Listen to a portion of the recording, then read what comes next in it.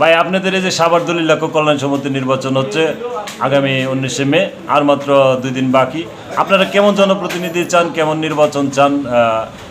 আপনি কোনো আবেদন আছে কিনা, চাহিদা আছে কিনা একটু বলবেন।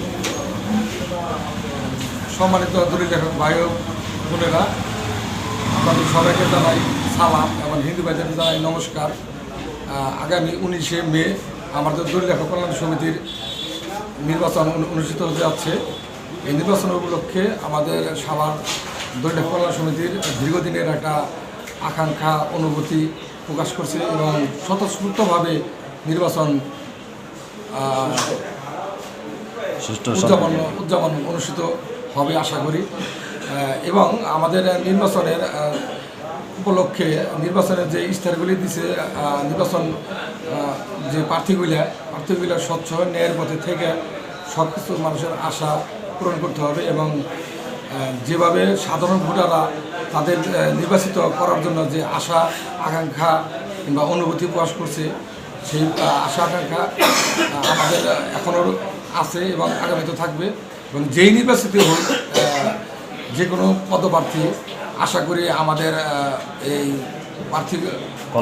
প্রার্থীগুলো সমিতির কল্যাণের জন্য উন্নয়নের স্বার্থে এবং সৎ ন্যায়পরায়ণভাবে তার কর্মসূচি এবং ন্যায়পরায়ণভাবে তার নিষ্ঠা পালন করবে এই আশা করি। আপনারা কেমন মনে করেন নির্বাচন কি সুষ্ঠু হবে বা নির্বাচন সুষ্ঠু হবে কিনা? মানে সার্বিক দিক দিয়ে আমরা সাধারণ ভোটাররা এবং সাধারণ দলিল লেখক কল্যাণ সমিতির জনগণ আশা করছে এবারে নির্বাচনটা সর্বকালের শ্রেষ্ঠ নির্বাচন হবে এবং স্বতঃস্ফূর্তভাবে সঠিকভাবে ন্যায়পরায়ণভাবে ভোট দিবে।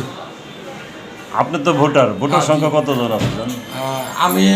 আমি উত্তম কুমার রাজবংশী, আমি সাধারণ ভোটার এবং সরকারি লাইসেন্স দলিল লেখক।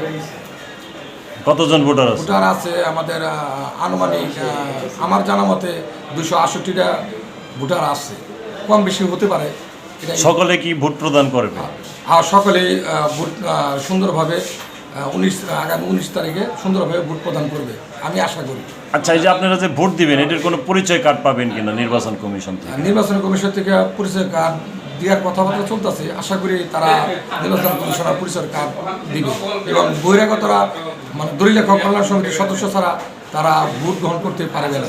আমাদের মানে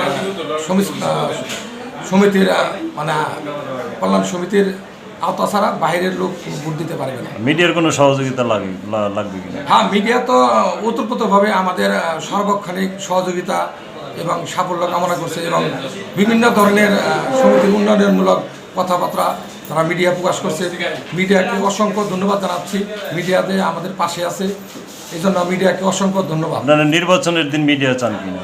মিডিয়া এখন নিরপেক্ষ নির্বাচন হতে গেলে মিডিয়াও প্রয়োজন আছে, নিরপেক্ষ নির্বাচন হলে মিডিয়ারও প্রয়োজন আছে।